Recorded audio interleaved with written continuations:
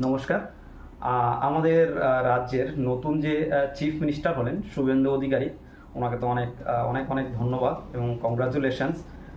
কেননা উনি আসার পরের থেকেই নাকি দেখছি আমি যে সমস্ত ব্যাপারগুলো নতুন যে স্টেপগুলো নিচ্ছে, সব স্টেপগুলোই আমার মনে হচ্ছে ঠিকঠাক নিচ্ছে, খুব ভালো স্টেপ নিচ্ছে। যেমন বাংলাদেশের বর্ডারের ব্যাপার ছিল, ফেন্সিংটা এখনও কমপ্লিট হয়নি, সেই জায়গাগুলোতে নিচ্ছে ইললিগাল যে লোকগুলো আসছে সেটাকে বন্ধ করার জন্য। এবং এখন যে স্টেপগুলো আরও, এই যে সেকেন্ড মিটিং, আজকেই সোমবার, সেই সেকেন্ড মিটিংয়ের সোমবারের আজকে একটা বিশেষ ওনাদের রায় নেওয়ার কথা, একটা ডিসিশন নেওয়ার কথা যে এরিয়ার ডিএ করে দেওয়ার, যে ডিএটা এতদিন মমতা সরকার অনেক দিন ধরে সেন্ট্রাল গভর্নমেন্ট থেকে স্টেট গভর্নমেন্টের প্রচুর ডিফারেন্স আছে ডিএর, সেই ডিএর ডিফারেন্সটা এখনও পর্যন্ত পূরণ হয়নি। তো সেই ডিএর ব্যাপারটা এবং পে কমিশনের ব্যাপারটা নিয়ে আজকের সোমবারে আলোচনা করা হবে।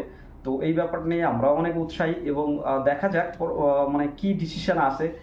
আমরা আশা করব খুব ভালো ডিসিশন আসবে। এবং আমার তরফ থেকে এই যে যে ব্যাপারটা, এটা নিয়ে যেহেতু আমরা মুখ্যমন্ত্রী এবং ওনাদের বেঞ্চ এই ব্যাপারটা নিয়ে আমরা হস্তক্ষেপ করছে এবং দেখছে ব্যাপারটাকে কিভাবে কি করা যায় আর কতটা তাড়াতাড়ি প্রসেসগুলো লাগু করা যায়, এর জন্য আমার খুব ভালো লাগছে।